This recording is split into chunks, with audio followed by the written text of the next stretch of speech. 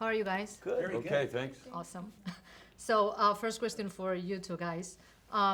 What kind of references did you use for the?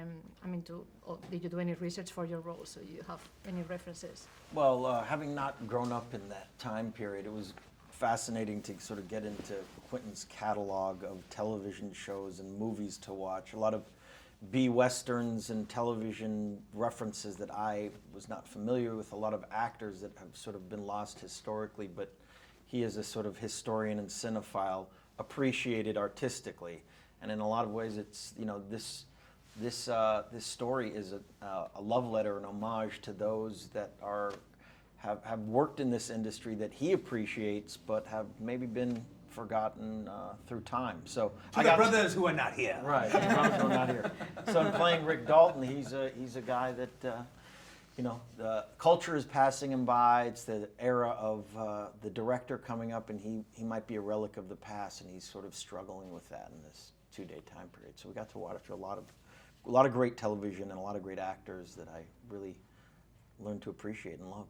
And what about you, Brad? What? And, Sorry. I'm sorry. no, any references for your that you? Yes, I mean, for because your- those relationships between actor and stuntman were lifelong relationships, or career-long relationships at that time, especially with the more successful actors. And we talked a lot about Burt Reynolds and Hal Needham, which was a famous coupling.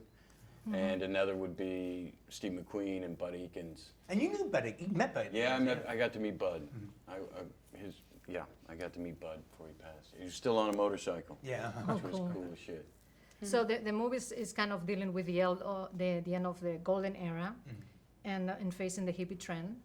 Do you guys feel, and this is probably particularly for you guys, and because you're way younger, if you think that there's like kind of like a transition now from the time you started, like the era is changing?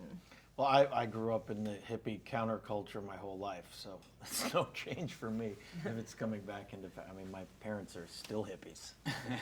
No, what I meant like in the industry, like it was like your character is used to do this kind of westerns, and then Yeah. like there's a change. You think that now in the It's in the happening, movie and industry, yeah. Sure. I think there is. Sure. For better, for better, or for worse, we'll see how it goes. You can't help change from happening, but as we've always discussed, there's really a lot of a lot of financing going into new ideas, creative ideas, directors, diversity, all kinds of different storytelling, things that I know in my lifetime would never get financed. So that's the positive of it. I agree. Yeah. You concur? Yes, I concur. So would you say, Quentin, that this is probably the movie that you have written that is the closest to you? I know why people are saying that.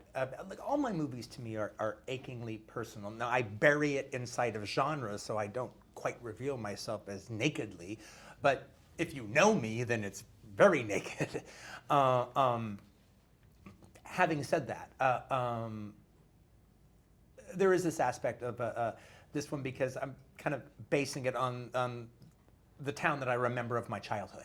Mm-hmm. And there is a Roma kind of aspect to it. There is a memory piece aspect to it of me conjuring it up from my childhood and then looking at it and trying to investigate it now. So there is definitely a gigantic personal experience. I mean, frankly, I wouldn't be able to make this movie the way I did if I hadn't have lived in Los Angeles at that time and just had that kind of solid footing under my ground. And you're a big fan? Oh, okay.